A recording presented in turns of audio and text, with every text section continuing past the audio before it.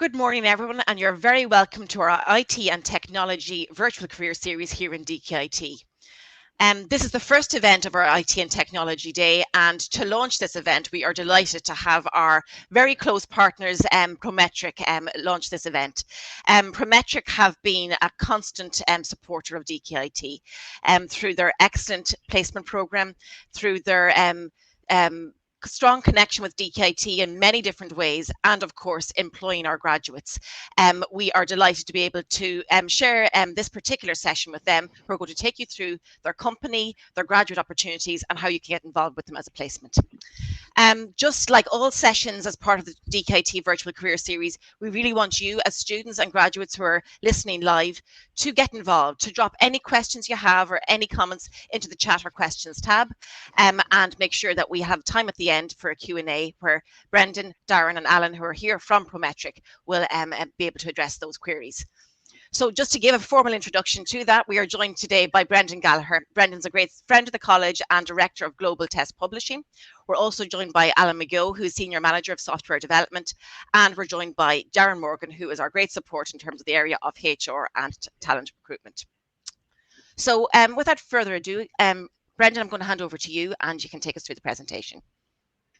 Great. Thank you, Catherine. Thanks for the introduction. And it's always nice to get to talk and present to folks over in DKIT, and delighted that we're first up in this careers fair. So as Catherine said, Brendan Gallagher, I'm Director of our Global Test Publishing function in Prometric and the site lead for our operations in Dundalk. So I'm going to tell you a little bit about the company, who we are and what we do, and then Alan will talk about some of our technology roles and technologies that we use, and Darren will speak then about some of the career opportunities that are available with Prometric. So who are we and what do we do? So Prometric started operating in Ireland as far back as 2001, so we've been around here for a long time. That was initially to support the RSA and the driver theory test contract. So we didn't have an operations centre in Ireland or Dundalk, but we did build up a network of test centres around the country where people could go and take their driver theory test, which at the time would have been built and produced by our US team. Then in 2011, we opened our EMEA Operations Centre in Dundalk, and we didn't start out in that nice building on screen. We actually started out on DKIT campus 10 years ago this month, believe it or not. So my first day I walked into the DKIT campus, which was a return for me because, like Alan, I'm a former graduate of DKIT. So we've a strong relationship with the college, as Catherine mentioned, and there's probably 40 or 50% of our team are former DKIT graduates. And we've had a very strong relationship and partnership in the years that we've been operating in Dundalk. And I know Alan and Darren will speak a little bit more about that. So in terms of what we do and why it's important, well, I think the last thing anyone wants to see when they go to see their doctor is him or her turn around and look at you like that. You need to have faith that they actually know what they're doing and have the knowledge required. And if you go to build, whether it's a house or an office block or anything else, the last thing you want to see is for it doing a Leaning Tower of Pisa. And I mentioned the driver theory test. People going out on the road, we need to ensure that they have the necessary knowledge and skills to do so safely. So that's where Prometric come into play for our clients. We use our technology platforms and systems to assess people's knowledge, skills, and abilities to ensure that they have the required knowledge and skills to perform that role, whether it's a doctor, whether it's an engineer, whether it's an accountant, whether it's somebody who's going to take a car out on the road. So that's the service that we provide for our clients. We deliver over 7 million exams globally every year across 180 countries. We have over 14,000 test centres where people can physically go in to take a test, and an unlimited number of test seats through those test centres that people can book to take a test in. Prometric, we have over 2,400 staff globally, 17 global offices, over 400 clients who we build and deliver tests for, and over 1 million items or questions that are stored within our systems to support those tests that we're delivering. In terms of our global operations, we're headquartered in Baltimore on the east coast of the US. We have our EMEA headquarters in Dundalk. We have a small satellite office in Manchester. And then we have a number of major centers also in Asia in terms of Tokyo, Kuala Lumpur in Malaysia, and Gurgaon in India. But you can get a good sense from that graphic of where we sit from a Dundalk perspective versus our headquarters in the US and our other operations in Malaysia. So really, when Dundalk was established, a key part of what we were put in place to do was to become that link between the US and our Asia operations as well. And I think we've done that very effectively. And that allows our teams to operate in what we term a follow the sun model, where we can essentially move work around the globe from team to team if required. We don't do that with all the work that we do. There's other projects will be centralized in a particular location, but we have that capability to leverage the global teams to support and deliver the work that we need to get done. And Dundalk is very much a key and a central part of the global prometric operations. So just in terms of our core offering and what it is that we do for our clients. So we develop their exam content or the questions. Now, for example, if it's a medical exam, we're not medical experts. So we will work with their experts, or we will source experts in the community who have that knowledge, but we'll help them write good questions, questions which aren't biased, questions which are legally defensible, and questions which are a fair assessment of somebody's knowledge. So once we have the questions, we'll then build that into the computer-based test. It could be an internet-based test, or even, believe it or not, we still do paper-based tests, which are actually very popular in China, amongst other places, but primarily it's computer-based tests. And we'll deliver that exam to their test candidates through our global testing network. And also pandemic accelerated a lot of things. One of the things that accelerated in our industry was testing people remotely. So people taking their test at home and being monitored by a proctor through the webcam in the same way as you're watching me here now today. So we have a fully remote proctored testing solution that we can offer our clients as well. And then we process the candidate results and feed that back to either the candidates directly or to the client as they prefer. And then lastly, from my side, Prometric, as I say, we're in Dundalk for 10 years now. And while we're one company, we have a lot of different roles and careers that are available within Prometric in Dundalk, as well as across our global operation. So in Dundalk alone, we have software developers, architects, UX people, QC function, we have product managers, project managers, technical support, content developers, psychometricians, accountants, financial planners, HR, account managers, contact center staff, and all of those functions have teammates around the globe. So they're all working with the latest technologies, but also with colleagues locally and across the globe in various locations and time zones. And in the past, not so much lately, but in the past, there's been opportunity to travel to lots of those locations. And there hasn't been a lot of that lately for obvious reasons, but hopefully in the near future, that'll pick up again. So that's a bit of a quick whirlwind overview of Prometric in terms of who we are and what we do. So with that, I'm going to pass over to Alan, who's going to talk to us about our technology operations and teams. Yep, thanks, Brendan. Okay, so my name is Alan McGill. As Catherine said, I'm a senior manager in software development. So I'm just going to kind of talk through the teams, the process, and kind of some other items that we have, I guess. So as Brendan said, like we have multiple office locations all over the world. We also have multiple Scrum teams in Dundalk. So Scrum teams, basically a development team working closely with all of our colleagues over the world. And we have, from a development and technology perspective, we have obviously our base in Baltimore. We've got the Ireland Scrum teams. We've got offshore contracting colleagues in Russia and Arcadia, and we've also got teams in Japan as well. So Brendan talked about, the test development process and how we create the items and create the tests and the exams. And behind the scenes, then we've obviously got a number of systems that need to support that process. So in terms of supporting systems, there's quite a lot actually, but the main ones are, if you think about the life cycle of a candidate, is scheduling and registration for an exam. That process where Brendan talked about the test development and item bank systems. The most important one obviously is the results system. So we have systems that support getting your result through and dashboard and reporting. So there's a lot of different systems that go that support the candidate life cycle, right through from registration right through to like dashboard analytics and reporting.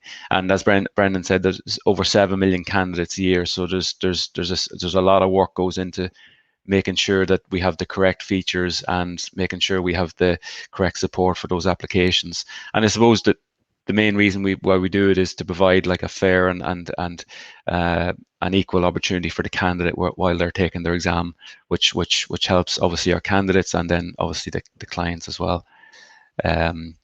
So I guess that's the team, I suppose. Like in terms of the process, the development process, we implement a scaled agile framework, which is sort of a combination of Scrum and Lean and system thinking. And all of our Scrum teams are trained in this process methodology. And I suppose the reason why you might ask why do we implement this safe process? Well, it's the benefits are kind of faster time to market, less defects, kind of more engagement with the stakeholders and business owners. And that diagram basically just shows, it might look a bit complicated, but it's basically our process in one picture. We have product managers, product owners that work on the requirements. We have Scrum teams then that kind of work with the product owner to identify the highest priority requirements and features. And then we basically we have a PI planning process then, which we prioritize the work for the next 3 months, and then the Scrum teams will work on those, and then we have release train engineers that work on releasing that product or those features to the clients and actually out to production environments. So it's sort of, if you can think about it, it's like almost like a funnel where features come in, epics come in, the work gets kind of prioritized, and then it eventually makes its way down to the Scrum teams, and then once it's tested, it gets planned out by the release train engineers. And that's kind of a high level overview of the process.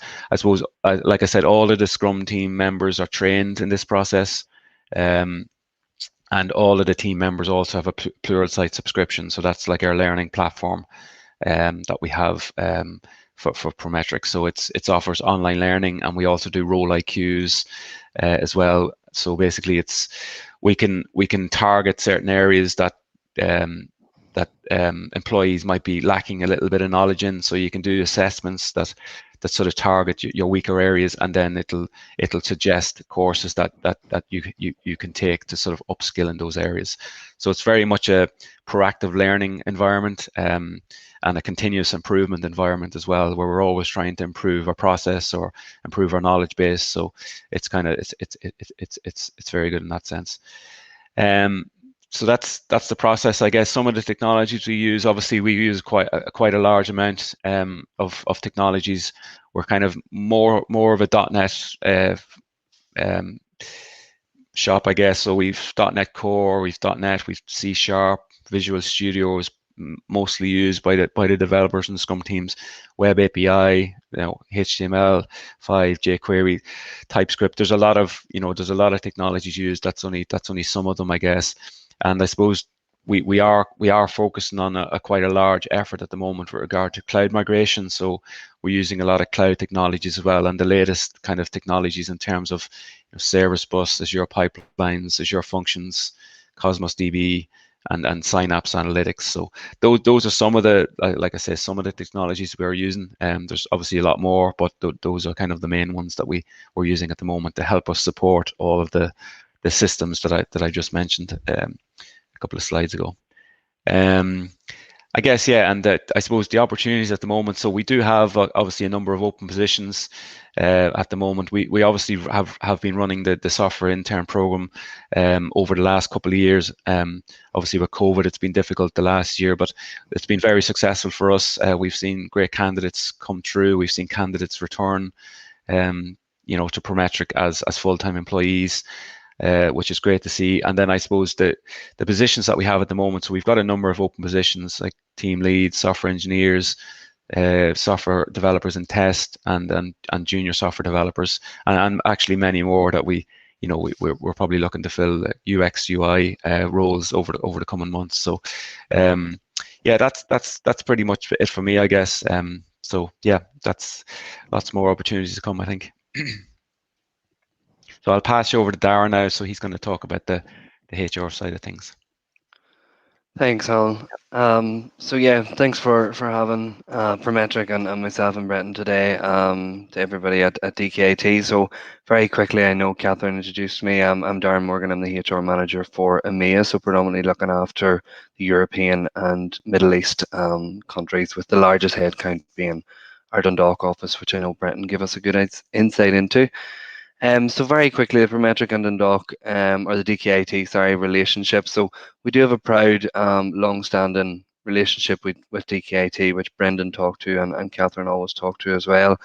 We have a high level of industry engagement, and many of our former employees are DKIT graduates. We have the annual internship program as well, which usually starts in and around January of each year, which we will be participating in this year. So please keep an eye out for that, and local talent acquisition as well. So of course we constantly have new roles opening, new opportunities available, and we're constantly trying to source and bring on board new and fresh talent, which DKIT play a huge role within. So really, just if you're interested in Prometric, if you want to hear more about Prometric, all of our positions are advertised on our international section of our website. I know Catherine very kindly posted the link to our website in the chat of our forum here today, but also it's on the slide there as well. And also the DKIT job board, which the guys have kindly put together for this recruitment fair as well, our graduate fair. All of our open positions have been fed in there as well.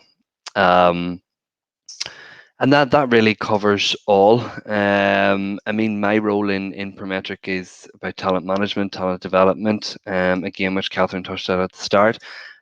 Always happy to have a conversation with any graduates coming out of university, anybody needing some career advice, any guidance, or really just wanting to inquire about Prometric, what Prometric can do for them. I think Prometric being a large global multinational organization, you're working with peers and colleagues all around the world. It's a huge selling point for us as an organization, but also for you guys as graduates coming in, starting out your career, and getting into a large organization like that. It's going to give you that scope, it's going to give you that development, it's going to give you that opportunity, not only to learn, but also to progress your career and take that next step and move within Prometric. So yes, the next slide really is just the Q&A. So Catherine, on that basis, I'm just going to hand back to yourself. Thanks, Darren. That's great, Brendan and Alan, for your insights into as Brendan started off, about the company itself, what it is you do, and the global footprint that Prometric has, with the biggest numbers here within DKT in terms of Darren's talent management side of things. I suppose the first off thing to say is congratulations on your 10-year anniversary. It's fantastic to think that I remember actually Prometric setting up in DKIT. I'm here that long myself, so it's great to see this come full circle, and here we are again, and hopefully, as we've all said before the session went live, that we'll be able to interact with students and graduates on campus sometime soon. But in terms of moving on with the opportunities, you've mentioned a lot about, I suppose, the way in which you work, the Scrum approach, the SAFE framework, that you've mentioned there, and Alan, you talked there about training being a core part, and the CPD in that area being a core part of the experience of any graduate who joins the team. Is that a key aspect of your experience in terms of I suppose the attractive nature of prometric in terms of that ongoing CPD and these types of systems to manage your work? Yeah, I mean, it definitely is that we've implemented that, the SAFE methodology probably about 2 years now at this stage, maybe over 2 years, and the company took a fairly strong approach on training, and it was actually, every Scrum team, every Scrum member undertook the SAFE Agilist training, and we're actually certified in that. And there was also opportunities then for different qualifications in other roles as well. So each of the Scrum teams would have been trained and got the opportunity to take that certification, and also then had other opportunities to, if you were interested, to take a product owner certification or a Scrum Master certification. I know some of the team members have multiple qualifications in that role, so in those roles. So yeah, there was a key kind of, definitely with the methodology anyway, there was a strong push on training and qualification for the process that we're implementing. Yeah. Great, thanks. In terms of those applications, and as Darren has rightly said, you can go to their website. Also on Careers Connect, we have uploaded the positions that are currently live, and we'll all do that on an ongoing basis. So for roles in terms of students who are applying from an internship perspective, and I know that Danielle's on the line as well, who would manage that process for us for our software students. But the aspect of what it is that students need to put on their applications and on their CVs so that they're making an impact for yourselves. Does anybody want to say what you look out for in terms of any application that comes through? Yeah, I mean, I guess I could take that one, Catherine. The advice I would give to somebody applying for a role, and probably the majority of the guys who are on here listening, have, they're trying to break into this industry, and they're going to be fresh and new to it. In terms of your CV and writing your CV, let me think. A key mistake that people always make, if I could give you advice, not that I'm an expert, but start most recent in your CV. So a lot of people, if you're going into a CV, you will see a job that they had in 2004. We're not interested where you were in 2004. We want to know where you've been over this past 5 years. And that's not to say that you don't include it, but top to bottom, start most recent and work your way down is the best advice I could give. Short and sweet and precise. If we advertise a role, we get 20 applications. No employer and no individual is going to really sit and analyze every little step of every CV. So make sure you're hitting that nail straight out in your first page. Your CV as well, I would say, should not exceed 1 to 1.5 pages. If it exceeds that, it's too much. And make sure that it's relevant. I think for you guys who are all listening here today, you're not going to have a massive amount of experience because you're starting out in the industry. So it's about coming across and selling your character, your personality, your want, your drive, your willingness to get in and progress and where you want to be, and really making sure that your profile shines through on that basis. And yeah, that's kind of how I would summarize. I say all of our recruitment really is done through CV applications, so that's why I'm solely focusing on sort of an accurate or a good CV as to what stands out. Great. And you mentioned. Sorry, Brendan. Sorry, apologies. Just to add to what Darren has said there, I think a lot of people will focus on the individual things that they've achieved. I think something that's key to be able to demonstrate, if you can, through your CV or an interview that might follow it, is the team element. So if you've been part of a project team, emphasizing or showcasing how you contributed to that team and the role that you played within that team.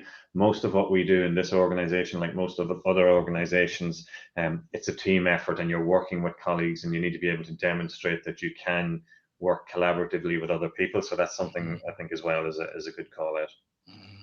Yeah, thanks for that, Brendan. And it sort of echoes a lot of what you've explained about the company throughout your presentation in terms of that teamwork. And linked to that, Darren, you mentioned that the students we have predominantly tuning in will have limited experience relevant to roles, but will have completed a lot of projects as part of their academic work. And I suppose any of your insights in terms of the importance of including that aspect as relevant experience and in showcasing skills.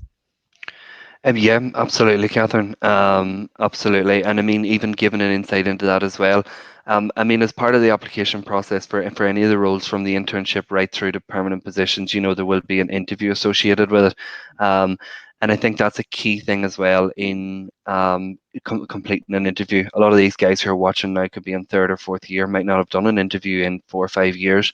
Selling yourself and using relevant examples and those examples shining through the project work that they've done academically, as part of their studies, would be a huge aspect of that process as well. But again, within the CV, to then elaborate on it further down the line as part of the recruitment process. Yeah.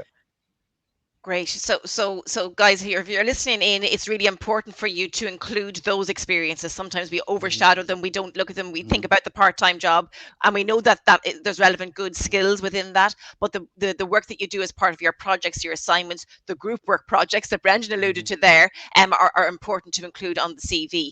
In terms of that application process as well, Darren, so submission of CV is predominantly the way in which applications are made. What would the application then post that be? So would it be a screening interview, phone call, or direct call? What way is that managed? Yeah, it differs. It differs per role, really, Catherine. Predominantly, we would do a screening, and that's really to introduce the company to the candidate and allow us to get to know the candidate initially as well, and clarify things like salary expectations and the expectations for the role, that it's the right fit culturally for both the individual and Prometric. And from there, then really it would be a competency-based interview, question and answers with the hiring manager, and usually a member of the HR team or another manager on there as well. And that is where I would say to you, really let those work examples shine through. Somebody with limited experience but very academically qualified, but lacking maybe the hands-on industry experience. Let those projects shine through and give good insight into them. What I would say as well is a lot of people in an interview, and this isn't going to sound very formal, but treat the interview panel like they are somebody off the street who have no idea about anything. I find in interviews that a lot of graduates and a lot of younger people nearly sell themselves short in that they think they're doing an interview with Alan McGill. He's a senior manager in software development. He knows all of this, but you need to let Alan see that you know all of it as well. So don't hold back is the piece of advice I would give. Yeah. So not just answering questions, but selling yourself, backing it up with experiences. Yeah. Okay. Yeah. Okay. Yeah. Yeah. And just to that, in terms of the importance of LinkedIn, especially in IT and technology, in terms of that platform, it's across the board. We do promote it here in DKIT as a great way of building and having a repository of your experiences online. There is the possibility of uploading samples of your work online or in different types of portfolios, whether that be on GitHub. Is that important to yourselves when you're doing any shortlisting or looking for further details on candidates? I think in essence it's role based, and I'm conscious I'm taking all of the questions here. I'm maybe not giving Alan or Brenton a chance, but I know in the design roles, in the UX, the UI, we would look at a lot of people's work, and predominantly candidates would send in, things like that, their own profile and previous design work that they've done and things like that. So I would talk to that. I would say it would be predominantly role based as to the nature of the role. Yeah. Perfect. We are coming to the end of our time with Prometric, and I suppose just to say that those positions are advertised, as I say, on Careers Connect, on the Prometric website as well, to to encourage you, whether you're a student thinking of an internship and working with Danielle or any members of the team on those projects.